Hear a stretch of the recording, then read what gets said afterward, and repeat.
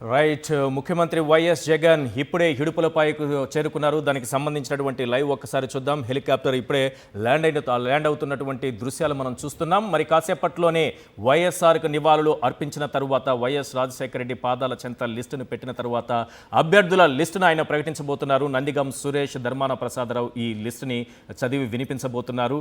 2019లో ఏ రకంగా తన తండ్రి పాదాల వద్ద లిస్టును ఉంచి ఆయనకు నివాళులు అర్పించిన తరువాత లిస్టును ప్రకటించారు.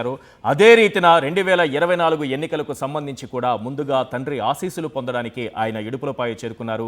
మరి కాసేపట్లోనే వైఎస్ రాజశేఖర రెడ్డికి నివాళులు అర్పించిన తరువాత ఆ లిస్టు మనందరికీ వినిపించబోతున్నారు.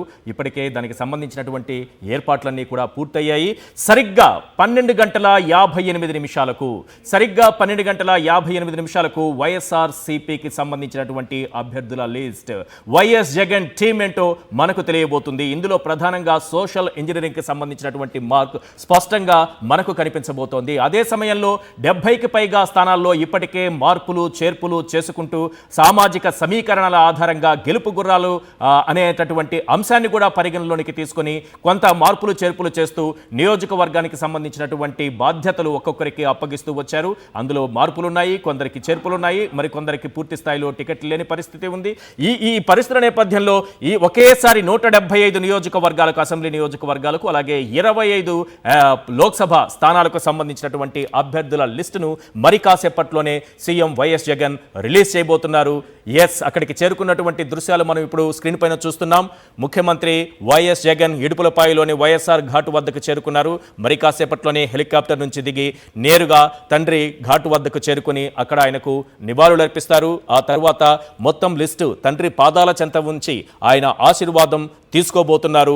గతంలోనూ 2019లో చూసినటువంటి సీన్ ఇది. ఒక సెన్సేషన్ క్రియేట్ చేసే ముందు ఎలాంటి పద్ధతి నడిచిందో మరోసారి అదే సెంటిమెంట్ని చూపిస్తూ మరోసారి 175, ఈసారి లక్ష్యం మరింత మెరుగ్గా కనిపిస్తోంది, అంతకు మించన్నట్లుగా కనిపిస్తోంది. 175కు 151 స్థానాల్లో ఘన విజయం సాధించి చరిత్ర చూడనటువంటి విజయాన్ని అందుకున్నటువంటి వైఎస్ఆర్సీపీ ఈసారి అంతకు మించి టార్గెట్ పెట్టుకుంది. ఆ టార్గెట్ లక్ష్యంగా అభ్యర్థులను కూడా ఖరారు చేసుకుంది.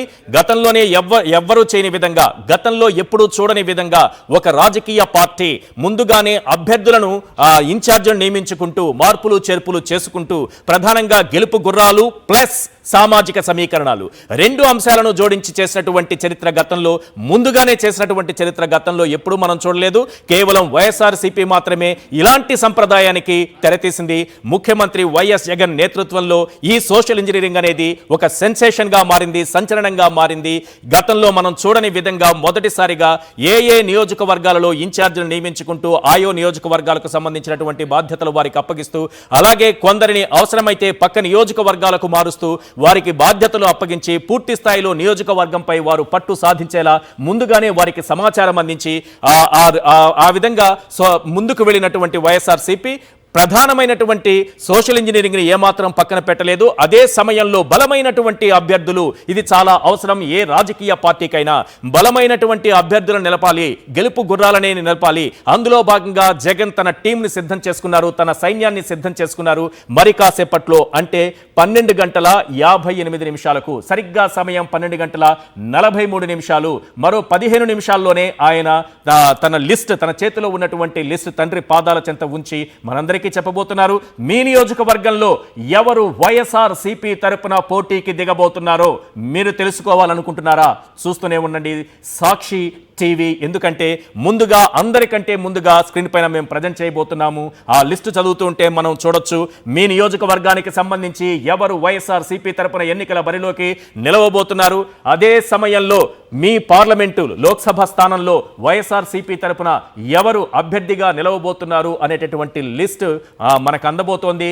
12 గంటల 58 నిమిషాలకు ముఖ్యమంత్రి వైఎస్ జగన్ తండ్రి పాదాల చెంత ఉంచిన తరువాత ఆ లిస్టు మనకి ఇవ్వబోతున్నారు. ధర్మాన ప్రసాదరావు అలాగే నందిగం సురేష్ ఇద్దరు కూడా ఈ లిస్టుని చదివి వినిపించబోతున్నారు.